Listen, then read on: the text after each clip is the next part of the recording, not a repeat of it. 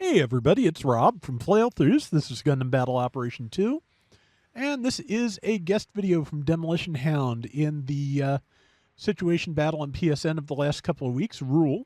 For the second week, they did buff the Jacobius Node Gelgug cannon, though it was, as people were pointing out to me, doing fairly well week 1. I am certainly not unhappy to see it buffed for week 2, but yeah, it was actually not too bad. I definitely did better with it. Well, I don't think I played it week 1, but week 2 it was pretty solid. For they definitely cranked up its various defenses and what have you to compensate for the fact that you are the only the only support in a room full of raids. It is yeah. With stock mobile suits, I would feel so bad for the person playing this. But yeah, situation battles do tune things to try and make them a little more fair in this specific situation. I don't know if they always use situation battles to. Oh yeah, piercing, nice. To test drive buffs they're thinking about. I know they did with the 750 supports, but I've kind of had a sneaking hunch that happens just in general too. But yeah, so far. Demo's doing really well. And yeah, team is down a little bit, but not the world. Good tackle there. Kept the enemy still. Hopefully, Ally will be able to deal with that. Okay, or Demo can deal with that, or both. Good both there, I'd say. But yeah.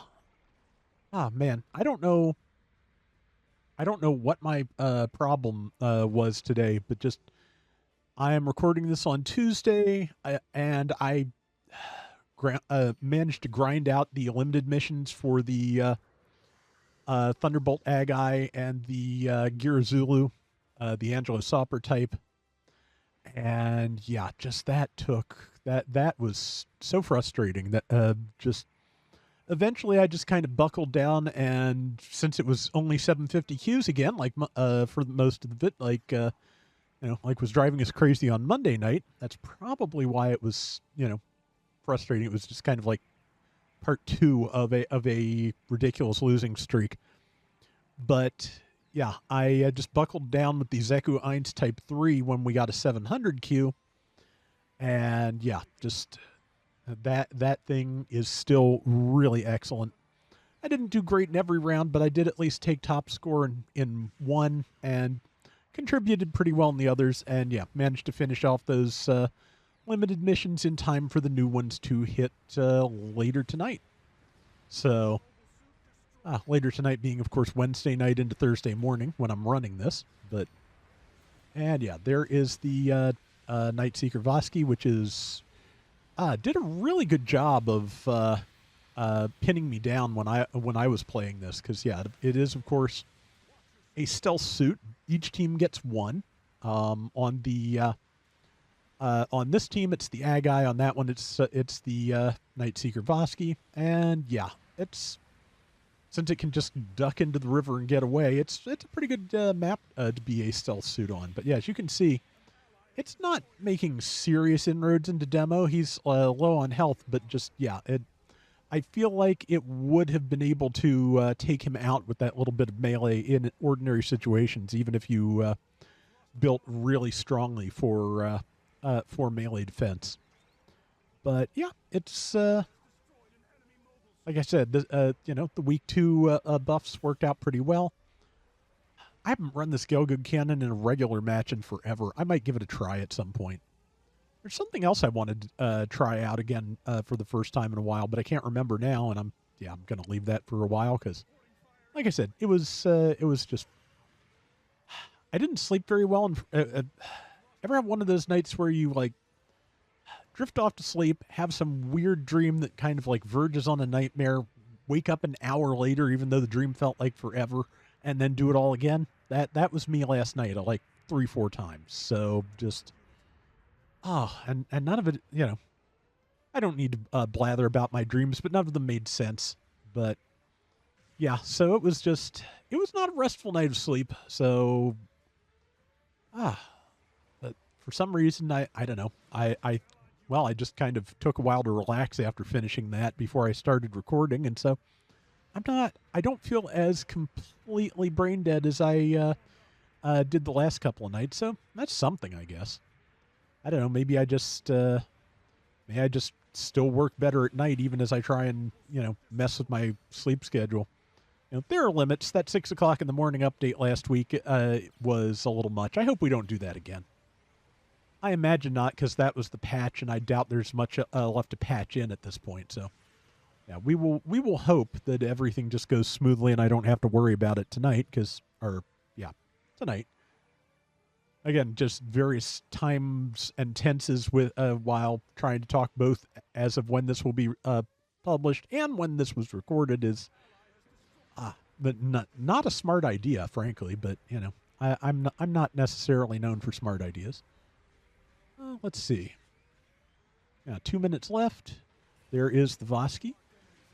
The one thing you can say about it is, okay, was that demo's first down? I think it was. But the one thing you can say if you're in the Jacobius Node Gilgud canon is, if you see a raid, making a beeline for you in the water, it is probably the Night Seeker. Let's see. So far, yeah, they're a little bit ahead, but not much. It's not going to take much to get back ahead of that. And Demo's been making some really good shots here and getting quite a few points. So I think the odds are good that they can pull it off or at least get close. And let's see. But yeah, I'm just trying to think. Oh yes, they announced a truly ridiculous thing apparently on the Gundam Seed toy stream I was talking about yesterday. I think I was talking about it yesterday. Who knows? Anyway, they announced a meteor unit for the Robot Spirits Freedom and Justice Gundams, or possibly Strike Freedom and Infinite Justice. I don't know if there's physical differences between the meteor units between the two series, but yeah, they announced one of those. It's like a ridiculous number of yen, which I think the price amounts to like $500. And to the Gundam Seed fan who wants one of those each for Kira and Atherin, I salute you, but yeah, that ain't me. That's ridiculous. But one day I would like to get that Big Zam though, because that is just cool. The one that the Robot Spirits one that has the projector built in to put both the TV and a TV and movie versions of the Evil and Dozel's Soul projected onto your wall, which is that's awesome. That is a fantastic feature, and I'm never going to be able to afford that Big Zam, but dang, that is neat. And that was a good round. So let's see. Top score for demo, 38-36, 6-1, and 104,000 damage. Nothing wrong with that.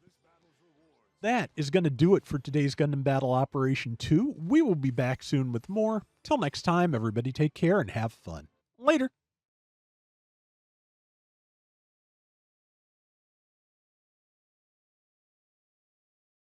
The other thing I'd kind of like to get in the realm of ridiculously large Gundam toys at some point is they made a G-frame Psycho Gundam sometime in the last couple of years. And I'm sure that's going to be very large and very expensive, but I never got the MS in Action one, and I feel like the G-frame would be a pretty good substitute if it came to that.